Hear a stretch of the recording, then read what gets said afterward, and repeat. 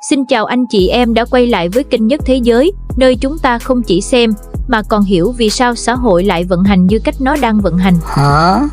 Ở video trước, ta đã du hành qua La Mã cổ đại, nơi những ổ bánh mì miễn phí và đấu trường đẫm máu được dùng để ru ngủ cả một đế chế. Rồi đến Nga, đến Hoa Kỳ và đến Trung Quốc, nơi rạp xiếc mang tên truyền thông và tuyên truyền đã biến người dân thành khán giả trong chính cuộc đời mình. Nhưng hôm nay, ta không cần nhìn xa nữa, vì rạp xiếc vĩ đại nhất bây giờ không nằm ở Colosseum, cũng chẳng nằm ở Kremlin, Washington hay Bắc Kinh. Nó nằm ngay trong chiếc điện thoại trên tay bạn, trong chiếc feed TikTok, Facebook hay Shorts cuộn mãi không hết trong những clip khiến ta cười, rồi quên mất mình vừa nghĩ gì. Và đất nước của chúng ta Việt Nam cũng đang bước vào thời kỳ bánh mì và rạp xiếc phiên bản số, một thế giới nơi con người no thông tin nhưng đói ý nghĩa, vui vẻ ngoài mặt nhưng kiệt sức bên trong. Video này không phải để phán xét ai, mà là để chúng ta cùng nhìn thẳng vào câu hỏi: vì sao rạp xiếc Việt Nam lại mạnh đến thế? Và quan trọng hơn, chúng ta có thể thoát khỏi nó hay không? Vậy nên, trước khi bắt đầu, hãy nhấn like, chia sẻ và đăng ký kênh Nhất Thế Giới, vì sau đây, ta sẽ bước vào màn diễn lớn nhất mà tất cả chúng ta đều đang góp mặt. Bánh mì và rạp xiếc phiên bản Việt. Còn tại Việt Nam chuyện gì đang xảy ra? Anh chị em ơi, nếu La Mã có Colosseum, thì Việt Nam có TikTok, YouTube, livestream và một cơn nghiện tập thể mang tên content giải trí. Cái khác chỉ là nền tảng, còn cái giống thì vẫn là cho người ta ăn no, cho người ta vui, rồi người ta sẽ ít nghĩ về chuyện lớn hơn thôi. Bá đạo ở chỗ, một đất nước từng nổi tiếng với tinh thần vượt khó giờ bị hút vào vòng xoáy content rác, nơi Gen Z biết trend mới sau 10 giây nhưng quên tin tức quan trọng chỉ sau 3 phút. Không ai cần che mắt bạn, mà bạn tự che mắt mình bằng màn hình thôi. Content giải trí và TikTok Trends. Rạp xiếc ảo che lấp thực tế đắng. Với hơn 40,9 triệu người dùng TikTok, tăng 4,8% so với năm 2024, dân Việt đang nghiện thử thách nhảy múa hay video AI Generate, nơi creator dùng AI tạo faceless content kiếm hàng nghìn USD mỗi tháng từ YouTube và TikTok, theo VN Express. Những thứ này giữ giới trẻ bận rộn, quên vấn đề lớn như kinh tế phụ thuộc Trung Quốc, phá giá tiền tệ ảnh hưởng xuất khẩu, giảm 10-15% doanh thu theo Bộ Công Thương năm 2025, hay ô nhiễm PM2.5 vượt ngưỡng WHO gấp 5 lần ở các thành phố lớn.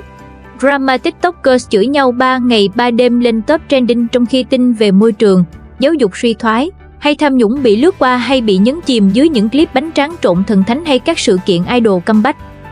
Theo Vietnamnet, các xu hướng độc hại và thông tin sai lệch đang làm ngập mạng xã hội Việt Nam, với 75% Gen Z ưu tiên content giải trí hơn tin tức giá trị. Bá đạo thay, các vụ việc xã hội thật như ô nhiễm khiến hàng nghìn người nhập viện hàng năm, hay đạo đức suy tàn qua scandal celeb bị che lấp bởi reaction hài và meme, biến mạng xã hội thành Colosseum ảo nơi máu đổ là comment chửi rủa nhau.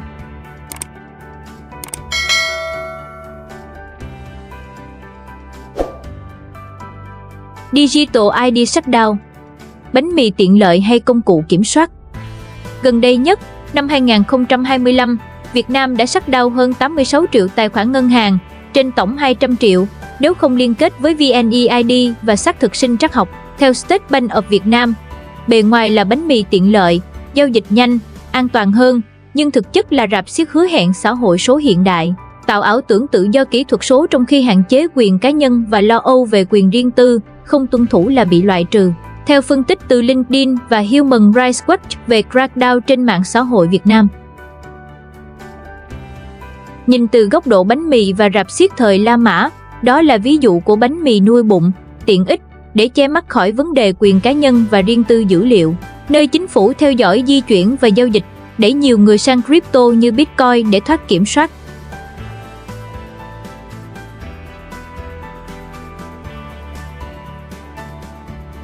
Trend chữa lành. Rạp xiếc tâm linh khiến ta quên đấu tranh. Đặc biệt, chữa lành đang bùng nổ với 60% Gen Z Việt Nam tham gia ít nhất một lần năm, theo Rira Cohen và Simigo. Từ khóa thiền giá 500.000 đến 1 triệu đồng ở Đà Lạt, tăng 20% doanh thu Wellness Tourism, đến video ASMR trên TikTok. Nhưng liệu đây là giải pháp thật, hay chỉ là rạp xiếc mới để quên áp lực hệ thống, thất nghiệp 9,03%, lạm phát 3,25%? Thay vì phong trào dù vàng như Hồng Kông, ta chọn thiền bên Hồ Xuân Hương. Bá đạo ở chỗ, đây là cách xả vang tinh thần, nhưng không giải quyết gốc rễ, giống như La Mã ngày xưa dùng đấu sĩ để mua sự im lặng, nay thấy người trẻ thiền dưới đèn nến, cả hai đều giúp đế chế, bớt bị hỏi. À quên, tôi để ý thấy một số Gen Z thậm chí mượn nợ để đu chen, dẫn đến đổ vỡ tài chính nữa á. What?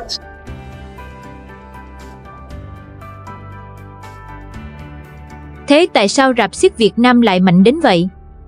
Một đất nước từng nổi tiếng vì tinh thần vượt khó, giờ bị hút vào vòng xoáy ăn nhanh, cười nhanh, quên nhanh. Câu hỏi không phải là vì sao giới trẻ lười, mà là vì sao cả một hệ thống khiến họ không còn muốn tỉnh. Thuật toán, máy bơm dopamine. Càng xem nội dung giải trí, video hài clip trên TikTok, hệ thống càng đẩy các nội dung tương tự, bạn càng được tống về những thứ dễ tiêu thụ hơn. Não bị huấn luyện để cần dopamine liên tục, thuốc dopamine được kê đơn mỗi 15 giây.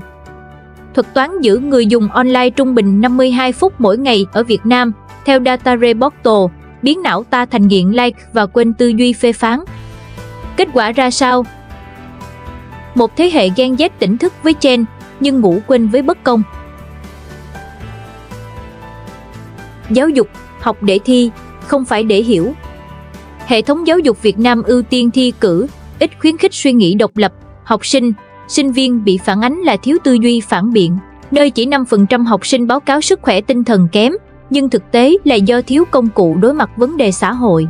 Phần này phiền mọi người quay lại video trước tôi phân tích chi tiết trong 30 phút về vấn đề này nhé. Truyền thông, ưu tiên giải trí hơn giá trị. Theo trang Statista, hơn 70% dân Việt dùng mạng xã hội, với Facebook và TikTok dẫn đầu, nhưng nội dung bị giản lược, tin tức được rút gọn thành meme, chủ đề phức tạp thành clip 3 phút. Giá trị bị thay thế bởi tương tác khiến trí tuệ cũng bị nén lại theo. La Mã phát bánh mì, chúng ta phát content, và cả hai cũng khiến dân quên đi mình từng có quyền lựa chọn. Anh chị em, đừng để rạp xiếc trong điện thoại biến ta thành đám đông La Mã, hãy tỉnh thức trước khi quá muộn. Ngày nay, rạp xiếc không chỉ có diễn viên, tất cả chúng ta đều đang biểu diễn. Nghĩa là sao hả? Vì mạng xã hội biến mỗi người thành diễn viên kiêm khán giả, mỗi ngày ta phải diễn một vai, người vui vẻ, người thành công, người đạo đức, để kiếm like, follow và view làm thù lao tinh thần. Các nội dung giúp đỡ người nghèo bị quay quá đà, trở thành show, drama được coi như thể thao, mọi người ai cũng muốn nổi tiếng dù chỉ 15 giây. Hệ quả là, bản thân hành vi phản kháng, phê phán xã hội bị giảm giá bởi ai muốn mất view phải không nè. Rạp xiếc lớn nhất Việt Nam không nằm ở trung tâm Sài Gòn, mà nó nằm ngay trong chiếc điện thoại của các bạn, của con em các bạn. Tôi đang thắc mắc là khi ai trong chúng ta cũng đang diễn, thì còn ai là thật nhỉ?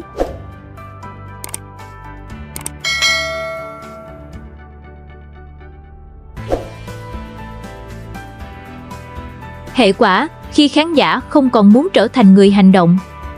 Giới trẻ không ngu, không lười, không vô cảm. Họ chỉ đang bị ru ngủ bằng tiếng cười, bằng content, bằng sự vui vẻ mà người khác đã lập trình sẵn. Không ai tẩy não bạn đâu. Bạn chỉ đang tự cuộn mình trong chiếc chăn dopamine và gọi đó là sống vui. Khi sự phẫn nộ trở thành một trend ngắn hạn. Mỗi khi xã hội có một vụ việc gây phẫn nộ ô nhiễm, bạo lực học đường, tham nhũng hay lạm quyền, mạng xã hội bắt đầu dậy sóng. Hashtag tràn lan video phân tích, reason, comment rầm rộ. Nhưng rồi, 3 ngày sau, ai còn nhớ không? Sự phẫn nộ biến thành content. Sự công bằng biến thành nội dung tiêu thụ. Và vòng lặp bức xúc, chia sẻ, quên đi, trở thành một cơ chế dopamine hoàn hảo.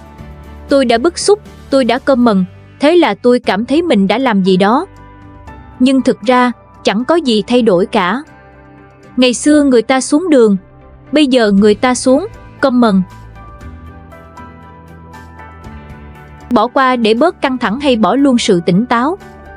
Chúng ta đang sống trong một kỷ nguyên chống lại sự khó chịu. Bất cứ thứ gì khiến ta buồn, ta né đi. Bất cứ ai khiến ta nghĩ, ta chặn đi. Và bất cứ khi nào thế giới trở nên phức tạp, ta mở TikTok để quên. Câu thần chú thời nay là: đừng tiêu cực nữa, chill đi, chữa lành đi. Nhưng đôi khi, chính việc chữa lành là cách hệ thống giữ bạn hiền. Một xã hội mà ai cũng chỉ muốn bình yên là xã hội mà bất công sẽ yên ổn nhất. Wow! Khi hành động bị thay bằng biểu tượng. Tôi thay avatar màu xanh để ủng hộ môi trường. Tôi thả tim để phản đối bạo lực. Tôi share bài này để chống tin giả. Nghe quen không? Đó là hoạt động xã hội ảo, thứ khiến ta cảm thấy như đang làm gì đó, trong khi hệ thống chẳng cần thay đổi 1mm nào cả. Gen Z Việt Nam cực kỳ sáng tạo, thông minh, biết đọc vị thế giới, nhưng cũng đang bị giam trong vòng lặp biểu tượng. Like, share, comment, rồi move on. Hành động thật, ngoài đời thật thì hiếm. Không vì họ không quan tâm, mà vì mọi năng lượng đã bị hút vào rạp xiếc.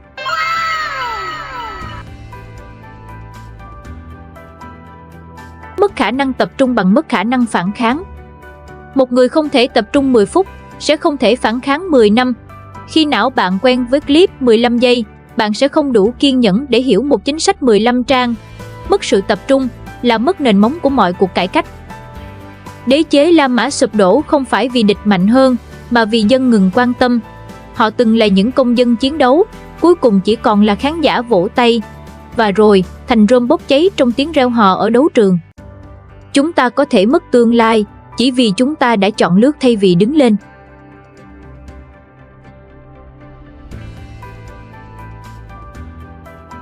Những hệ quả thật không chỉ là ẩn dụ. Một thế hệ ngại đối thoại, sợ tranh luận và mệt khi phải nghĩ. Vì tranh luận không có dopamine, còn drama thì có. Một xã hội thừa cảm xúc, thiếu hành động, ai cũng bức xúc, ai cũng nói đạo lý, nhưng không ai muốn chịu trách nhiệm. Một môi trường đầy người nói phải có nhận thức, nhưng không ai muốn bắt đầu từ chính mình. Và điều nguy hiểm nhất không phải là bị kiểm soát, mà là không còn muốn tự do. Khi bạn đã quen được cho ăn, cho vui, cho like, bạn sẽ không cần tự do nữa, vì tự do, mệt lắm. Bánh mì khiến bạn no, rạp xiếc khiến bạn quên, còn dopamine khiến bạn tự nguyện ở lại. Giờ tôi hỏi anh chị em xem đến khúc này một câu nhé. Các bạn muốn là khán giả hay là người viết lại kịch bản?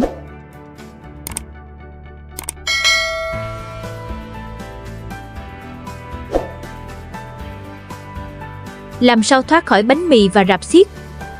Nếu bánh mì và rạp xiếc từng khiến đế chế La Mã sụp đổ, thì hôm nay nó đang khiến cả thế giới ngủ quên trong ánh sáng màn hình.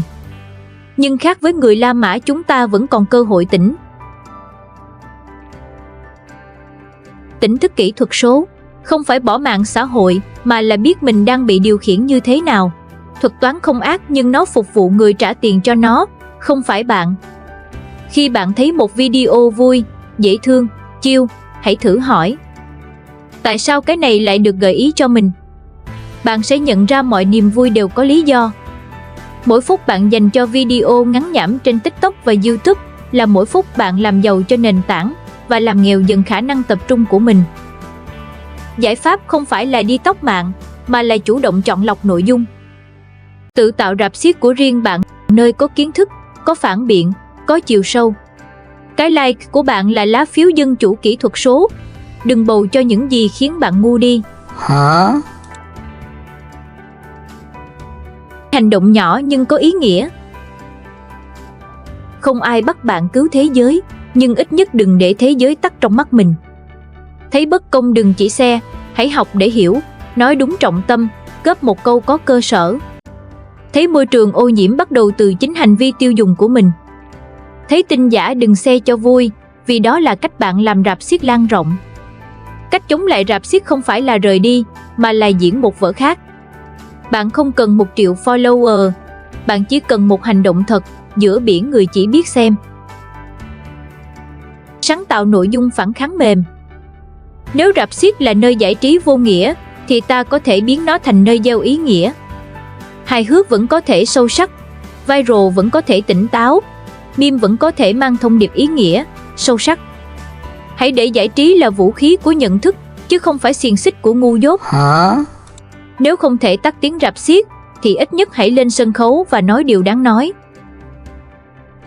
Không phải rời khỏi xã hội mà là nhìn thấy xã hội. Một trong những ảo tưởng lớn nhất thời nay là Tôi không quan tâm đến chính trị. Nhưng bạn ơi, mọi thứ bạn đang sống đều là chính trị.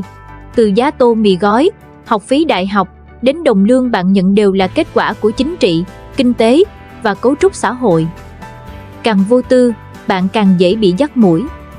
Càng chill, bạn càng dễ bị điều khiển. Vì thế, bước đầu tiên để thoát khỏi bánh mì và rạp xiếc là đòi lại quyền được quan tâm. Lời tỉnh từ đấu trường số: bánh mì không xấu, rạp xiếc không tội. Nhưng nếu chỉ có bánh mì và rạp xiếc thì con người sẽ quên mất mình sinh ra để làm gì. Có thể bạn không thể thay đổi cả xã hội, nhưng bạn có thể chọn không để bản thân bị ru ngủ. Ngày xưa, người La Mã reo hò khi đấu sĩ ngã xuống. Ngày nay, ta nhấn tim khi ai đó bị bêu rếu trên mạng. Khác nhau 2000 năm, nhưng bản chất thì vẫn giống nhau. Chúng ta đang xem người khác đau khổ để quên nỗi đau của chính mình mà thôi. Panem Essentials bánh mì và rạp xiếc chưa bao giờ chết. Nó chỉ đổi giao diện thành TikTok, YouTube, Shopee và livestream. Nhưng khác với người La Mã, chúng ta vẫn còn một cơ hội, đó là để tắt màn hình và nhớ rằng mình từng là con người, không phải khán giả. Đừng để giải trí số làm ta mù quáng với bất công. Hãy tắt doujin TikTok, đọc sách, tham gia cộng đồng thực tế và suy nghĩ phê phán. Vì khi bạn thôi làm khán giả, thế giới thôi là rạp xiếc. Đừng chỉ là người xem, hãy là người đặt câu hỏi, hãy là người tạo ra giá trị, dù nhỏ. Vì khi mọi người đều xem, chỉ người dám tỉnh mới thực sự làm chủ rạp xiếc này. Cảm ơn bạn đã xem đến cuối. Nếu video này khiến bạn nghĩ, chứ không chỉ cười, hãy để lại một like, một chia sẻ và nhớ đăng ký kênh Nhất Thế Giới cho mình nhé. Vì chúng ta không chỉ xem, mà còn muốn hiểu bản chất của nó nữa đó. Wow!